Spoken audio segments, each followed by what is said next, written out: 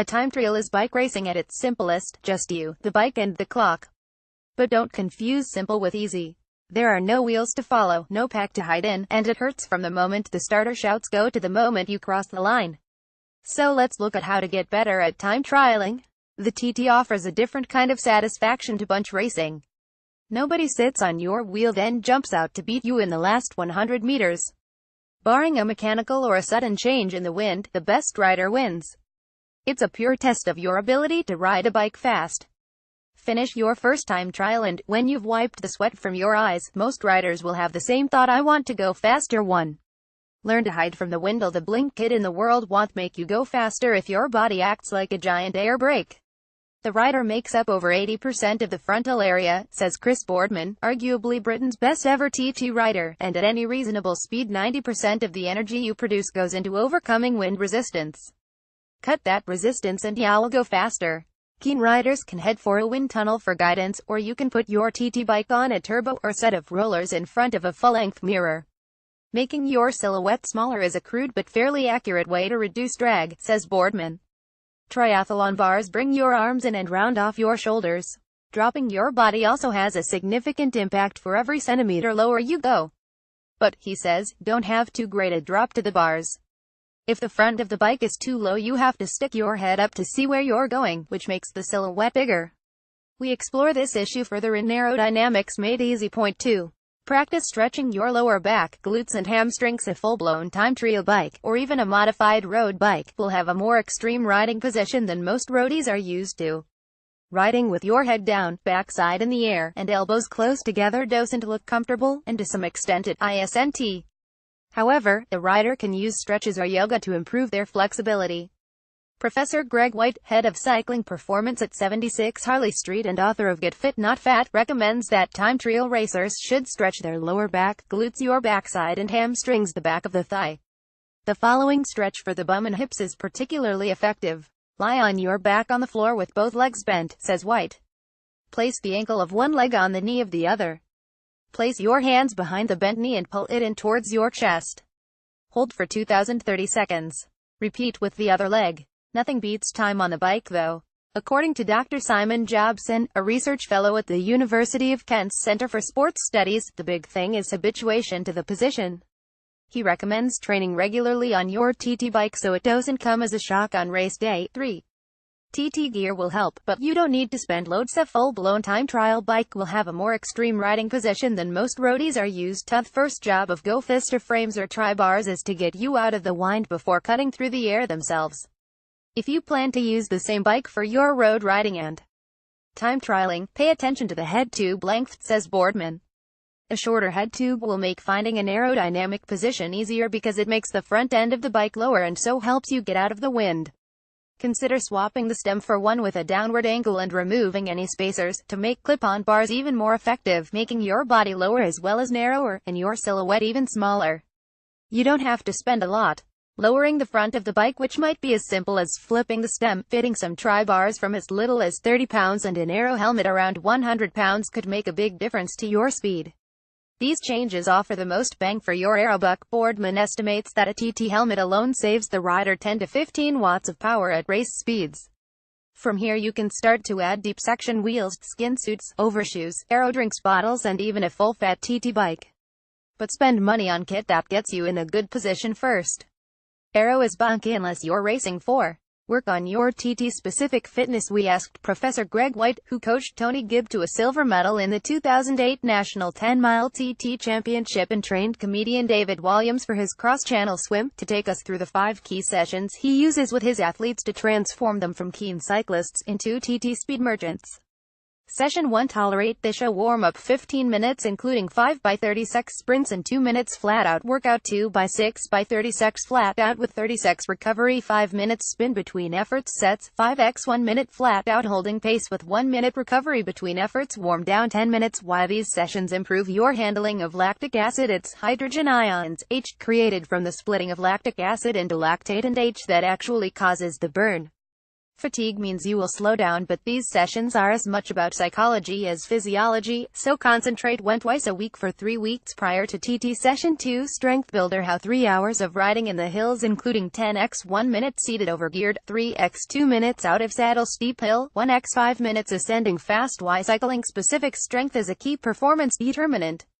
For the novice with limited strength, I would suggest gym-based strength work initially before tackling these strength sessions to avoid injury.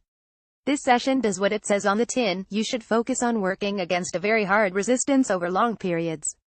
It should be hard, but if it hurts, take a break.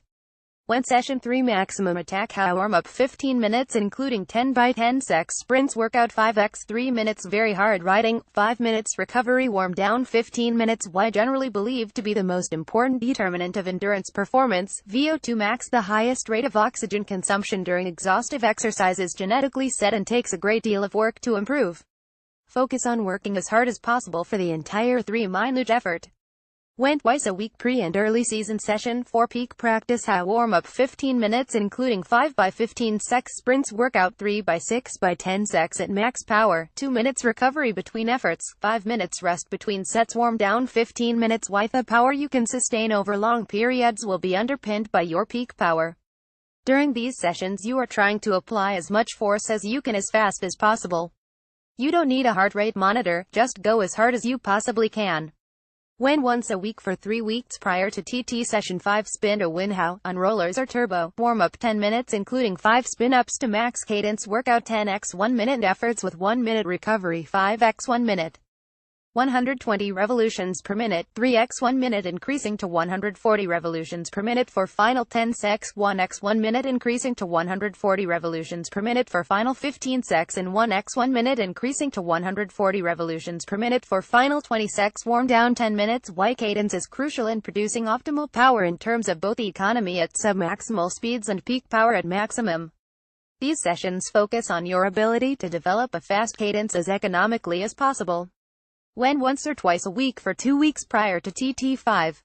Fuel your fire properly. Eat a carb meal the night before, but don't overdo it. Some cyclists use carb loading for an event as an excuse to fill their faces. For races like 10 and 25-mile time trials, says Tim Lawson of Secret Training Limited, and one of the founders of Science in Sport, eat a carb meal the night before, such as a rice or pasta dish, but don't overdo it. 200 grams should be enough. Avoid foods high in fat. In the morning, the emphasis should again be on carbs. Toast and jam with a high fruit content is good, says Lawson. If you prefer cereal, make sure it's low in fat. On the way to the event, sip an energy drink and take up to 200 milligrams of caffeine, Lawson advises.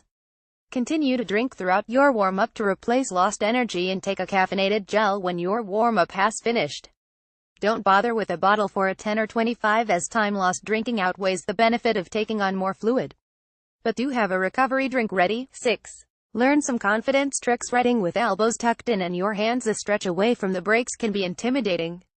At first, TT bikes can be tricky in the tech position, especially if you have disc or deep rim wheels, says Team Raleigh Pro Matt Jones, but the more you ride your TT bike, the more natural it feels and the more confident you will get.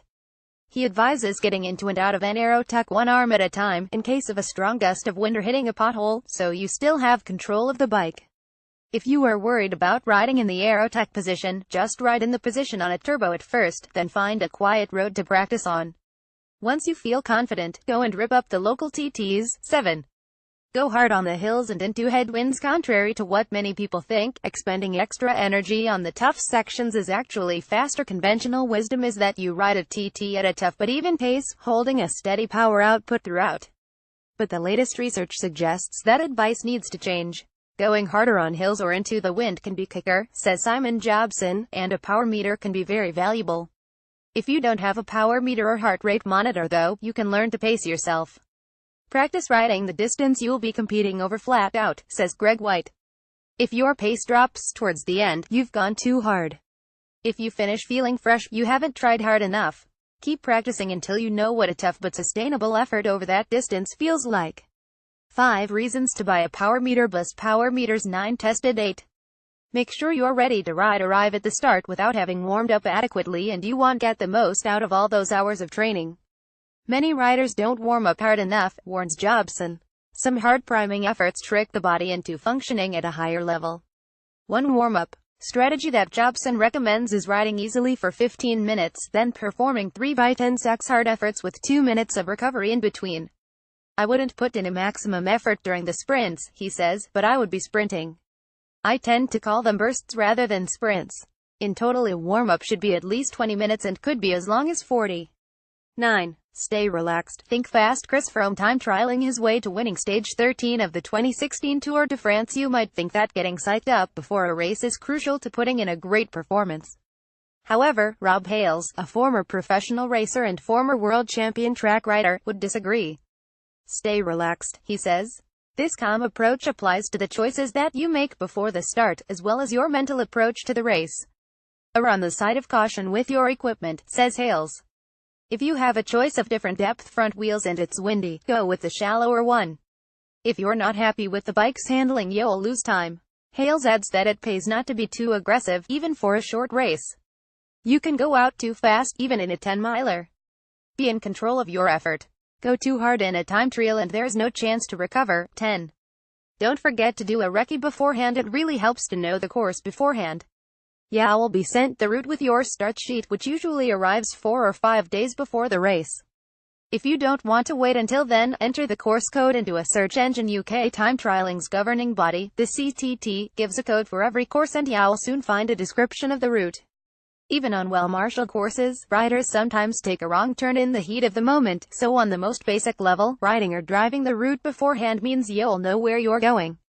A course recce will also show you where the course is toughest and help you to spot hazards such as potholes in advance, rather than having to react at the last moment. Updated the 12th of October 2017.